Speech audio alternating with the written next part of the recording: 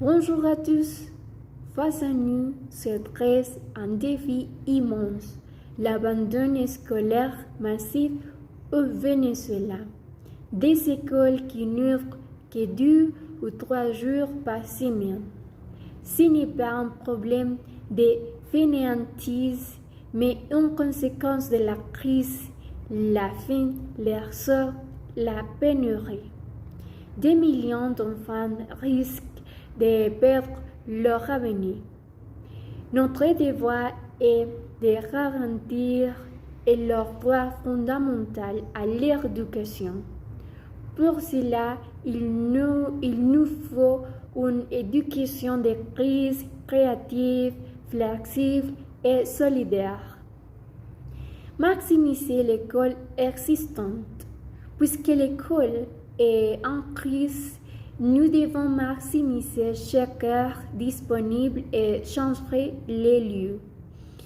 Les horaires flexibles.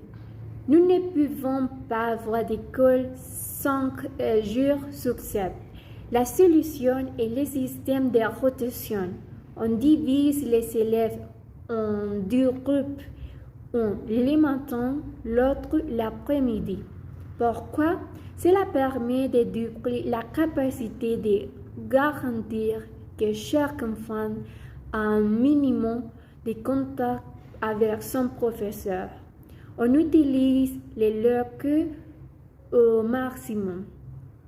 Les espaces communautaires. Quand l'école ferme, l'apprentissage ne s'arrête pas. Nous devons utiliser les lieux dans les quartiers, les églises, les centres communautaires. Ce sont des centres qui soutiennent scolaires. Cela rapproche l'éducation des élèves, réduit les problèmes de transport et fait de l'apprentissage un projet collectif du voisinage.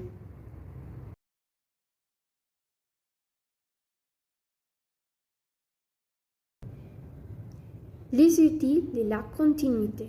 Dans ces pays, la technologie est un luxe. Les enseignements doivent donc être affiliés et à remporte. Les supports imprimés et la radio pour les foyers sans Internet ni électricité.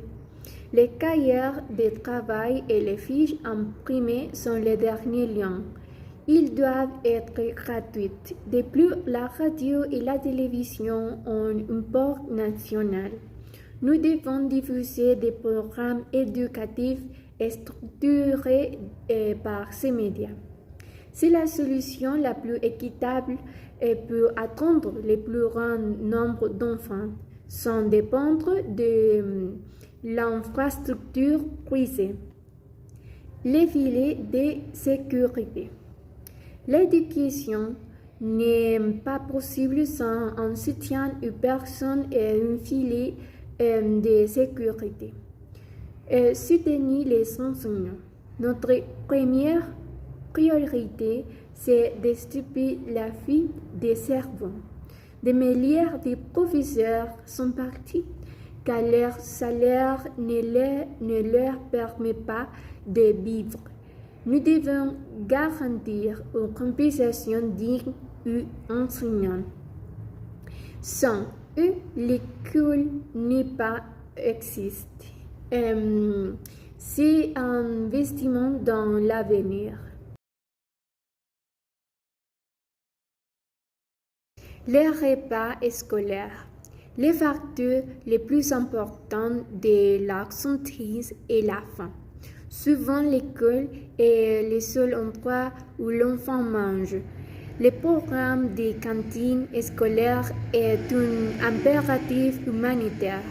Le repas n'est pas un extra, c'est un puissant moteur pour que les enfants viennent à l'école. C'est un filet de sécurité qui garantit l'énergie d'apprendre. En résumé, l'éducation au Venezuela demande une action urgente et coordonnée flexibilité, simplicité et protection. Protéger les droits d'apprendre, c'est protéger l'espoir. Cet engagement national et communautaire peut garantir que cette génération, malgré la crise et les outils nécessaires, peut reconstruire son avenir. Merci.